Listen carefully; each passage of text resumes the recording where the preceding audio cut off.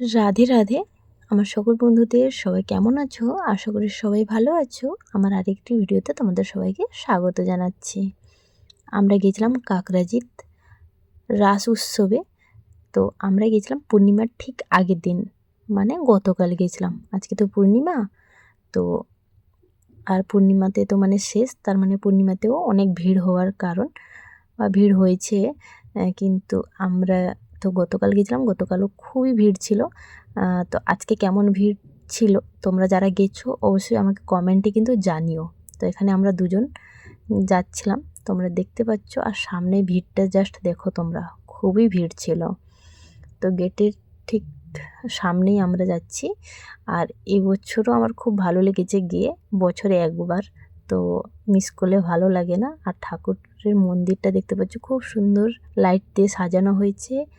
আর মানুষের সমাগম খুবই ভালো লাগছে, কিন্তু সবাই মেলা মানে সবাই গেলেও ভালো লাগে।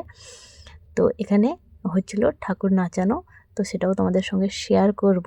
শেষ অবধি ভিডিও দেখতে থাকো।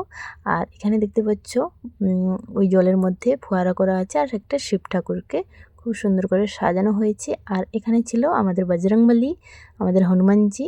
তো এটারও খুব সুন্দর একটা মূর্তি বানানো হয়েছে। তো নিচে আমি দাঁড়িয়ে দেখছিলাম, ওটাই খুবই ভালো লাগছিল দেখতে, তো যার জন্য দাঁড়িয়েছিলাম। আর আমি আর আমার হাজব্যান্ড দুজনেই গিয়েছিলাম। তোমরা কে কে কাকরাজিতে এবারে রাস উৎসবে গিয়েছিলে অবশ্যই আমাকে কমেন্টে কিন্তু জানিও। তো আমরা তো দুজন গিয়েছিলাম।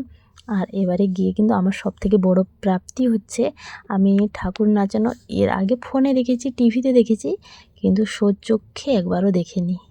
কিন্তু এবারে আমার হাজব্যান্ড আর আমি দুজনেই প্রথমবার দেখলাম। তোমরা বিশ্বাস করতে পারবে না, খুবই ভালো লেগেছে আমাদের। দুজনেই প্রথমবার দেখলাম নিজের চোখে। ও বলছিল ওইটাই, আমাদের মধ্যে ওটাই আলোচনা হচ্ছিল। আর এটা মন্দিরের সামনে, আগের বছরের তুলনায় মনে হয় সামনেটা একটু কারুকার্য হয়েছে, যতদূর সম্ভব আমার দেখে মনে হলো। শেষ অবধি কিন্তু আমি আর ভয়েস ওভার দিব না, তোমরা ঠাকুরের নাচটাই খুব ভালোভাবে দেখতে থাকো।